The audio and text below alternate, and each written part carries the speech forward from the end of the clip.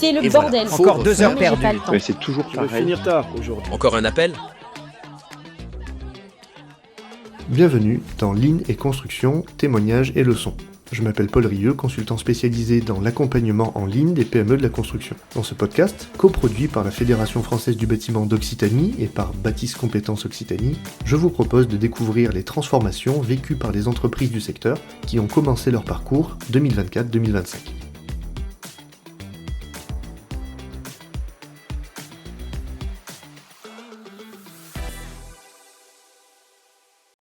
Aujourd'hui, je suis avec Thibaut Allegrini. Bonjour Thibaut. Bonjour Paul. Thibaut, tu gères l'entreprise Bauger au quotidien. Qu'est-ce qui t'a poussé à te lancer dans une démarche ligne il y a 6 mois maintenant ? Ça fait un peu plus de 4 ans qu'on a repris l'entreprise Bauger. C'est une société qu'on a énormément développée, aussi bien en termes d'humains que d'exploitation sur la société. On a évolué tellement rapidement qu'on s'est retrouvé un peu noyé par le quotidien. Et on avait besoin de se réorganiser et assez rapidement. D'accord.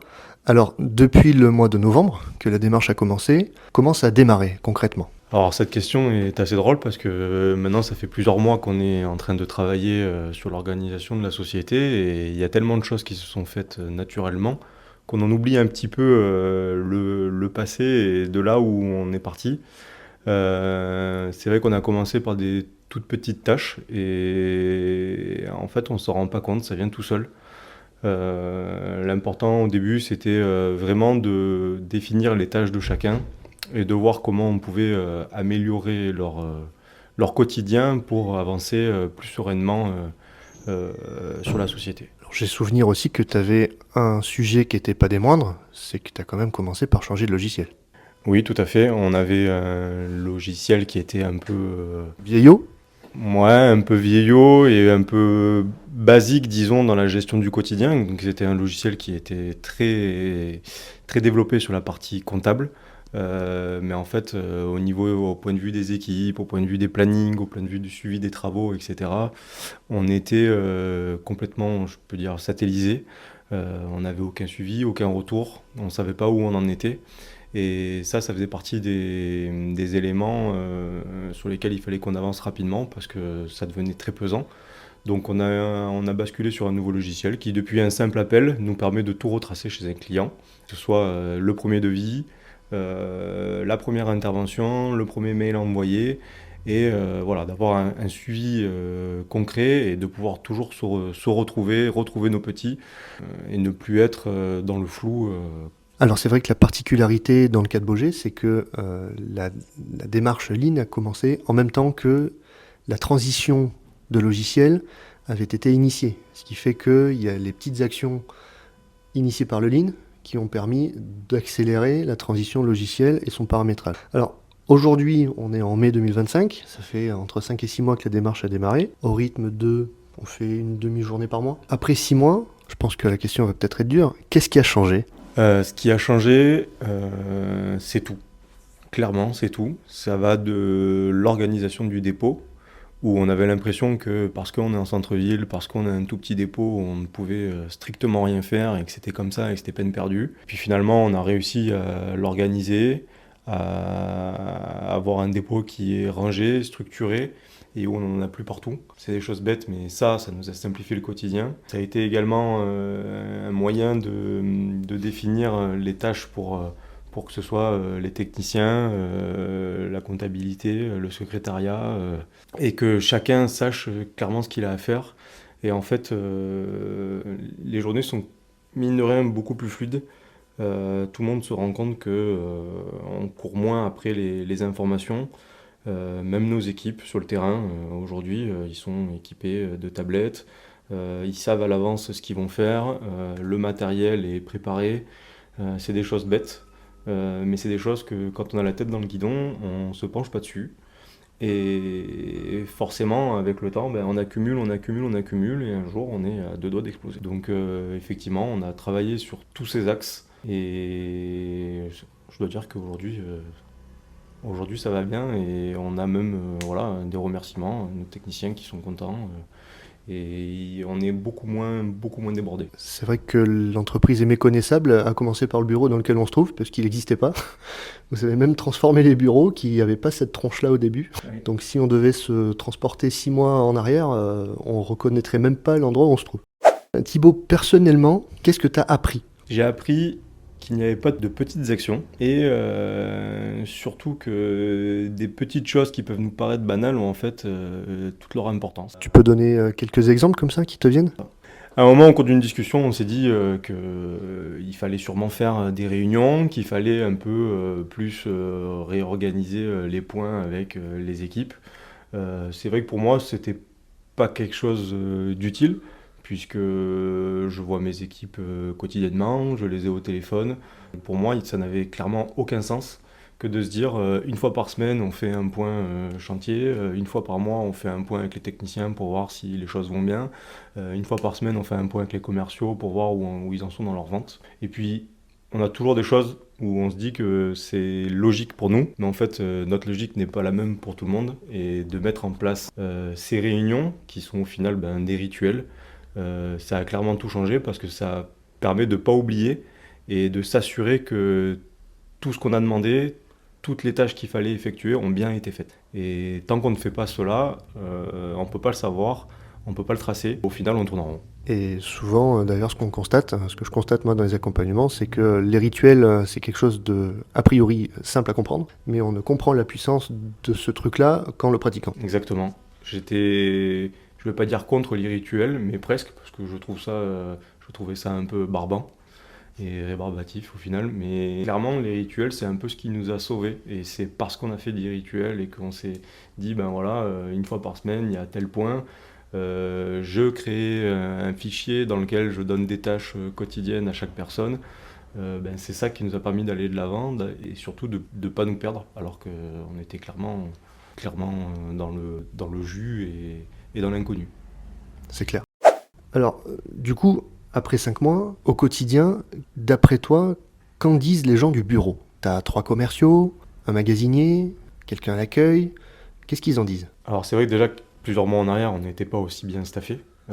Ça fait partie des points qu'on a mis en place. Aujourd'hui, d'avoir des vraies équipes de vente, d'avoir un magasinier, d'avoir 2 personnes à l'accueil qui ont plus de tâches précises et qui sont moins polluées par du tout venant où on leur disait fais ci, fais ça, mais sans raison, et alors que c'était pas forcément leur rôle.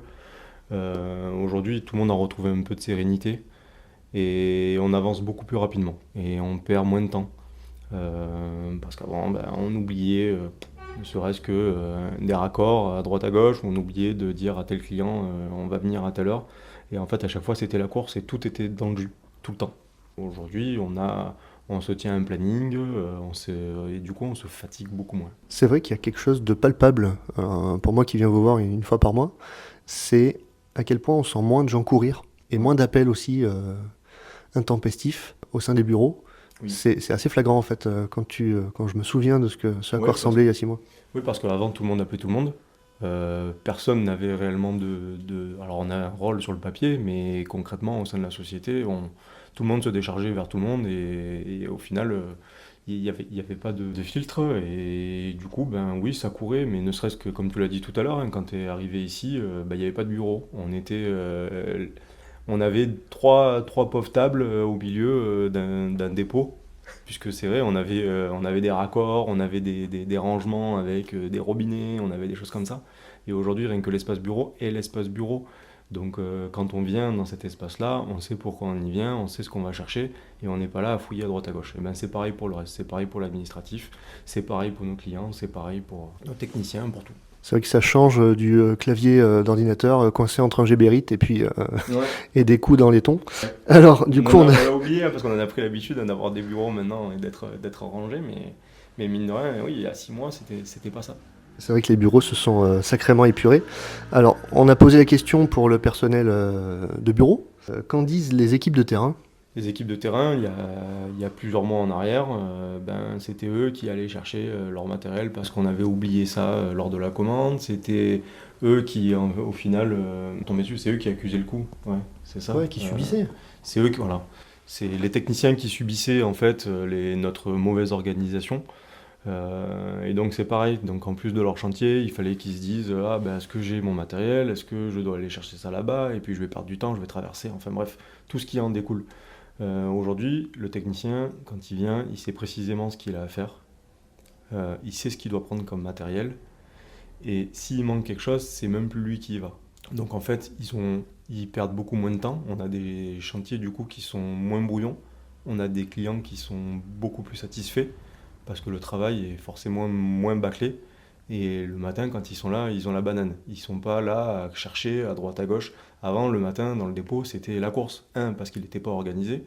Deux, parce que les techniciens, ils savaient pas forcément ce qu'ils avaient à faire. Donc tout le monde se croisait.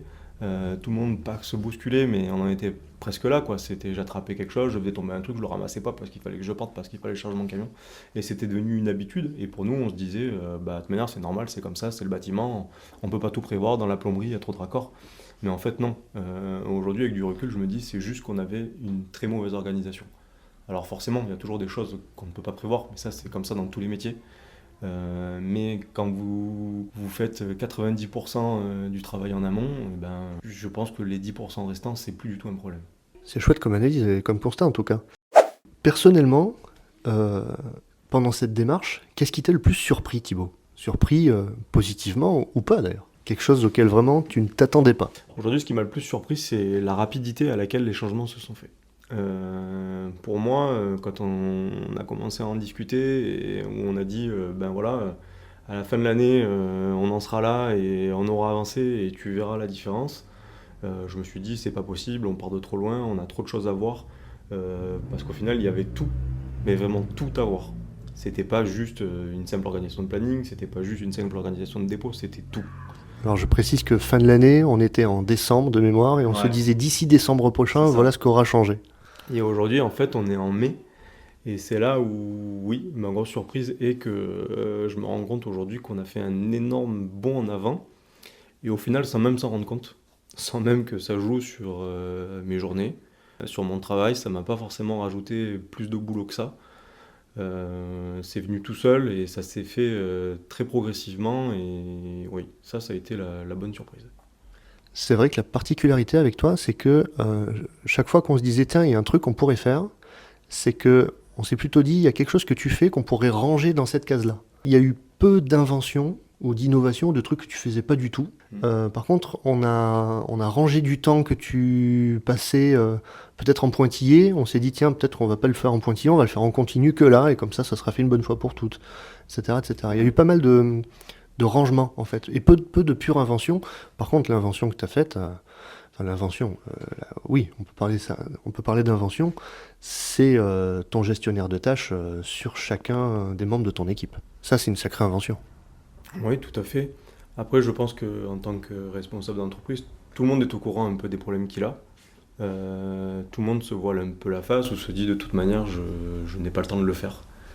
Et en fait, ça, c'est clairement une hérésie, je dirais.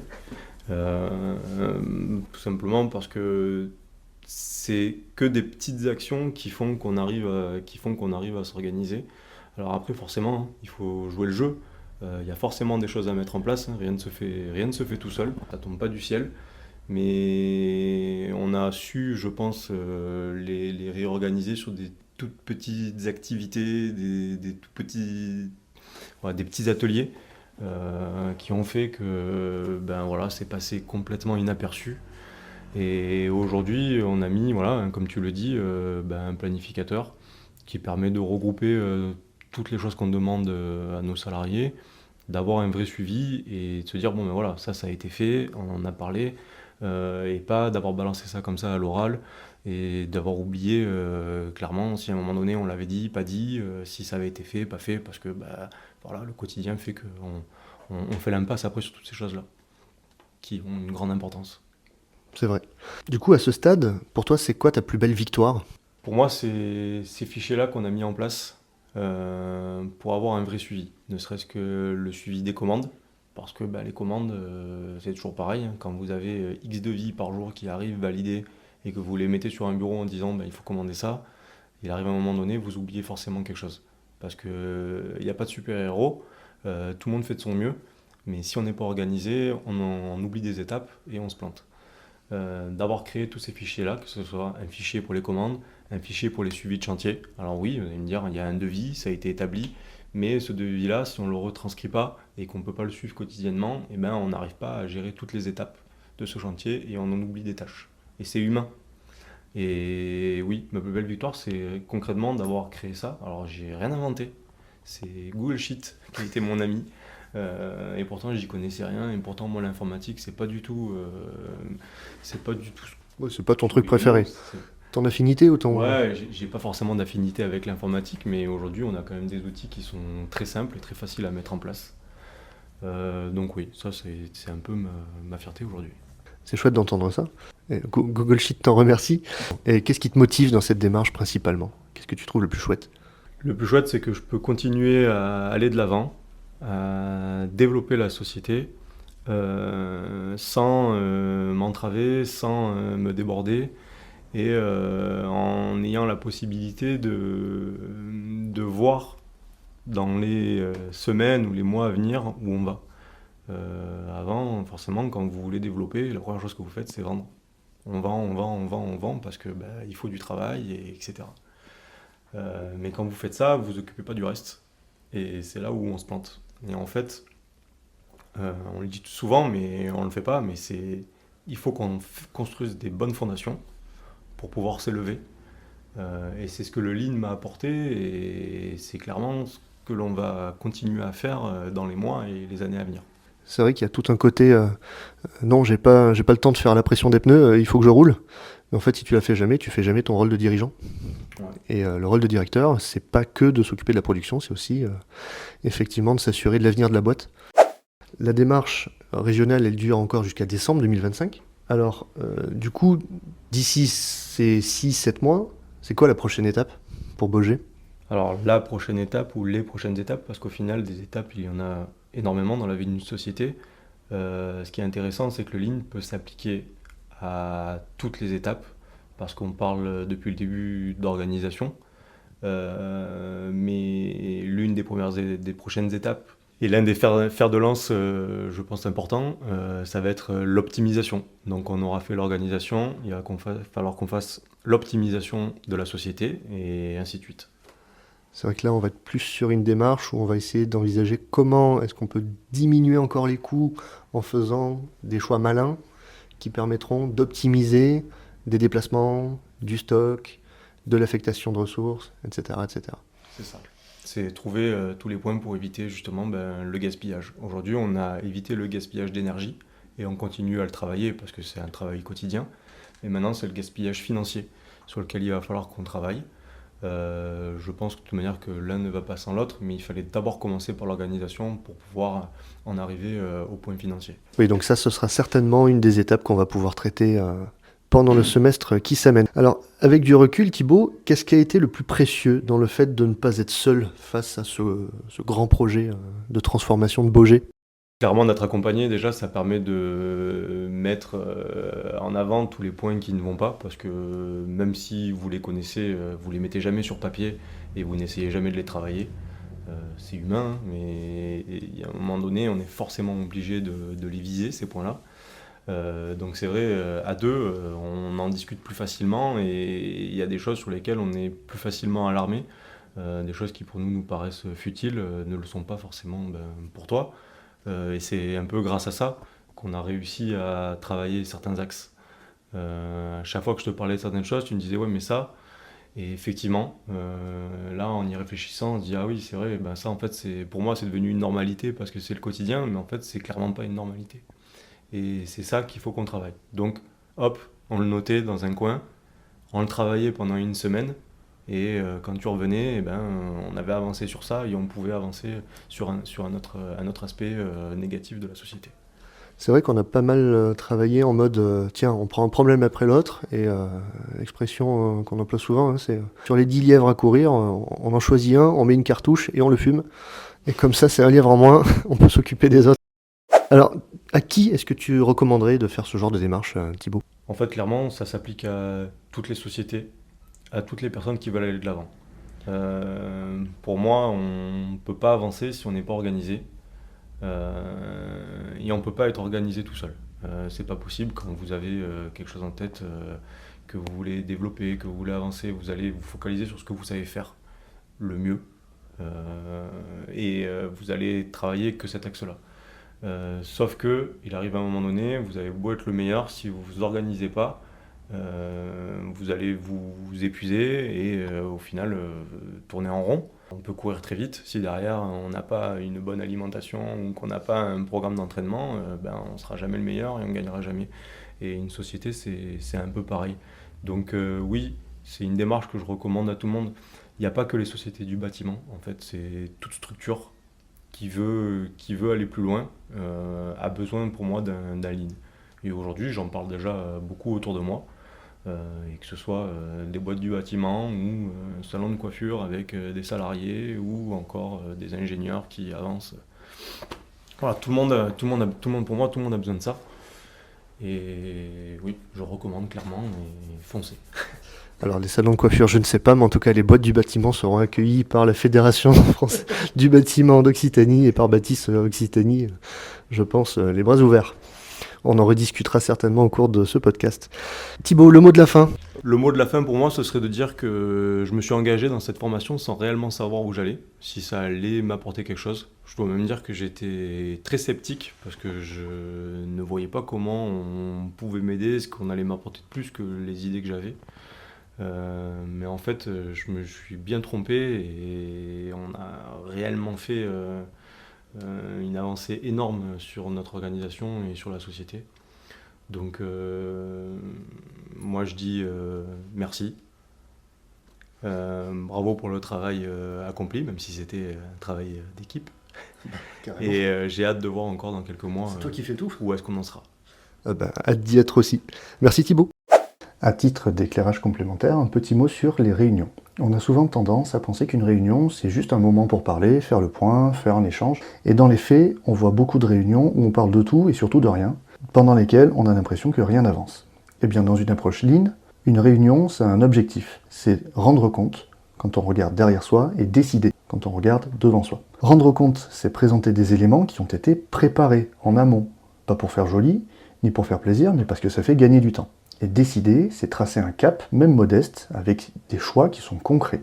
Ça permet de mettre de côté les digressions, les bilans à chaud, les réflexions, et tout ce qui fait pas avancer ou qui concerne pas tout le monde. Ce qui fait que personne n'attend un autre moment. Il ne s'agit pas d'avoir moins de réunions, il s'agit d'avoir mieux de réunions. Et quelque part, une bonne réunion Lean, c'est celle qu'on termine vite, parce qu'elle nous a permis d'aller à l'essentiel, d'aborder juste ce qu'il fallait, pour se remettre à l'action juste après. Ce que Thibaut et son équipe ont mis en place chez Baugé, c'est exactement ça, une structure simple, avec des points réguliers, et une vraie efficacité collective, parce que tout le monde joue le jeu. Dans un prochain épisode, on pourra revenir sur ce que signifie vraiment une réunion standardisée, par exemple avec des règles de vie, du rythme, et ce que ça peut profondément changer dans une culture d'entreprise. Merci d'avoir écouté Lean et Construction, témoignages et leçons. Chaque entreprise a son propre parcours unique, alors n'oubliez pas de suivre les prochains épisodes pour découvrir d'autres histoires et apprentissages. À bientôt.